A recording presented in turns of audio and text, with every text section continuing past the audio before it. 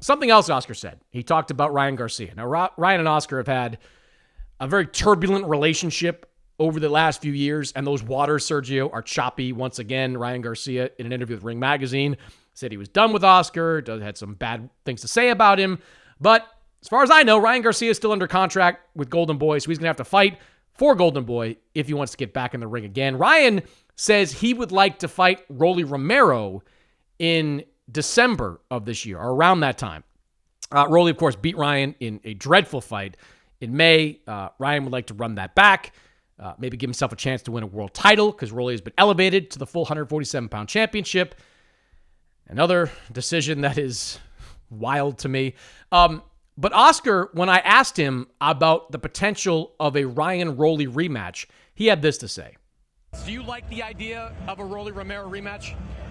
No, I actually don't, because the first fight was a dull fight, and when you're a promoter and you're trying to make rematches, it's because the people want to see it. The first fight wasn't that entertaining. The first fight wasn't a big deal. So I believe there's other opponents out there for Ryan. There's other big names out there, big fights we can make with the likes of Teofimo and other fighters out there. So Sergio, Oscar lukewarm on that fight as well. Says he prefers a bigger fight for Ryan. Teofimo Lopez potentially for Ryan. What do you think of Oscar pouring some cold water on a Ryan-Rolly rematch? We need to see that rematch to see if Ryan Garcia had a bad night, but it doesn't have to be next. And I kind of agree with Oscar on this one. It doesn't have to be next, because Ryan Garcia is the A side. Even though the champion is Rolly, he's the B side to this. He's always going to be the B side. Ryan Garcia brings a lot to the table, and it has nothing to do with championship belts around his waist. He has everything going from. I think that's the right move to do, man. I mean, sometimes you don't have to have the rematch right off the bat. It can wait a fight or two, a year or two, and then you can come around and visit it. It's all about what's going to sell the most. Ryan Garcia is so fragile right now with everything. You know, he's another guy that's unreliable. You got to cash him in while he's still there. He had an off night. You better hope that he gets his focus back, because if he has back-to-back losses, then I don't care how popular you are, you're not going to be able to redeem yourself and fool the fans for much longer. So Ryan Garcia needs to come back and have a spectacular knockout, one of those Ryan Garcia left hook knockouts on the big stage, and then you can start looking at guys like Rolly and Tio and everyone else. But you need to understand that Ryan Garcia sells. He sells because he has power, the speed, and the following. So with one knockout or two knockouts, he's going to be at the top of that class. Everyone's going to be wanting to fight him. Not because he's a champion, but because he has more than a championship. That's popularity. He's the Jake Paul of the 140, 147-pound division. Everyone wants to fight him because he's vulnerable, he's beatable, and he's popular. So that's just the way it goes. I'm not against Ryan, who is coming off hand surgery, taking a lesser fight in December, which is the month that they are targeting to bring Ryan Garcia back. My concern is that Rolly Romero may not be around as a world champion for that much longer. Now, Rolly's in a great position right now, because Rolly's out there as a target of Ryan Garcia. He is a target of Manny Pacquiao. So he has a chance to be in a big fight that's a winnable fight for him. But I think Pacquiao has a decent chance of beating him. So if you're trying to get your get back against Rolly Romero, I think that now you want to try to get it sooner rather than later. And look, maybe I'm naive, but I'm of the belief that Ryan's going to be a lot better fighting in front of a crowd. I think among the reasons that Ryan Garcia struggled in that fight with Rolly Romero is that mentally, I don't think he was as checked in as he would have been had he been fighting in front of a sold-out crowd in Madison Square Garden or in Southern California or somewhere else. We saw a lot going on with Ryan Garcia in 2024 when he fought Devin Haney. But Ryan, historically, has been a fighter that feeds off the energy of a crowd, who feeds off, the whole fight week stuff. And he just didn't get that because of the experiment to do the fight in Times Square. I think if you put a fight against Rolly in Las Vegas or in Los Angeles, I think you can get a much better version of Ryan Garcia. So I guess it's my way of saying, Sergio, I agree with you. Like, if he gets his momentum back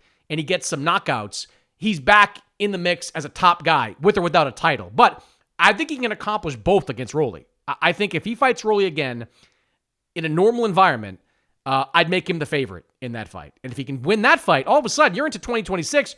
You're a world champion. You're an established guy at 147. And hey, by the way, 2 months before, 1 month before, whatever it is, you fight, you got Devin Haney out there fighting for a world title. And if Devin Haney can find a way to beat Brian Norman and Ryan Garcia can beat Rolly Romero, all of a sudden, Haney Garcia 2 is both back in play and a lot more significant because it would be for the unified welterweight championship. So, I don't know. I mean, I would, my preference would be to go right back in with Rolly Romero, pay him a bunch of money, get him back in the ring, and see if you can do it again. If you can't beat him this time, then I think you're right. Then you're in a lot of trouble. But I think you're going to get a better version of Ryan in front of a crowd. I agree with you with the crowd. He's the type of guy that feeds off that. You know, he needs that attention. He needs the light. I mean, he comes out to that song Lupe Fiasco. If you are what you say you are, then turn on the camera, turn on the lights, here a superstar, whatever. Anyway, that's Ryan Garcia. But Rolly Romero might have his number. I'll be honest with you. Rolly Romero has power. You thought Rolly had his number off that fight? Did you watch that fight thinking Rolly had his number? Like, really? The confidence, yes. The confidence, absolutely. The body language. Rolly didn't respect nothing coming from Garcia. Normally, people are afraid of the speed and the snappiness of Garcia's punches. Rolly wasn't, because he has a big upper body. He has big power, and he throws punches. I keep bringing up the fact that I compare him to Ricardo Mayorga. Rolly Romero is like Ricardo Mayorga. He was dangerous but vulnerable, but he was able to beat a perfect boxer like Vernon Forrest twice, Ricardo Mayorga. So that's the type of fighter that you need to just avoid. You know, you need to avoid him. He has a belt, yeah, but there's other fish to fry, man. If you've reached the point where you're avoiding Rolly Romero, go home. Like, the game's over. You're wrong. Don't fight anymore. Why? No. Nobody avoids Rolly Romero. If Rolly Romero's the guy everybody wants to fight, Tank Davis fought him, not because he had a perfect record, but because Rolly sells. Rolly will go out there and sell the fight. You know what fight would sell more than the Rolly Romero fight? It would be a non-title fight. It'll be Ryan Garcia versus Pitbull Cruz. No. More of an intriguing fight. More of an intriguing fight. Why would you fight someone like Pitbull, who... Look, Pitbull did just win his last fight, fought a late replacement, but Pitbull has not looked good in recent fights. They do. You do it in Vegas, he can bring a Mexican crowd to him. You do it in Southern California, you can bring a Mexican crowd. I get all that, but the risk reward there doesn't make any sense to me. Rolly's the one who just beat you. Rolly's the one with a world title. Rolly's the one who has shown himself to be vulnerable. Like Pitbull, much tougher. He's the one that knocked out Rolly Romero, beat him up, had him on skates in the opening round. Like that. No, that's a bad idea. That is bad matchmaking. Bad matchmaker Mora. Bad. Not good. Put him in with Rolly Romero.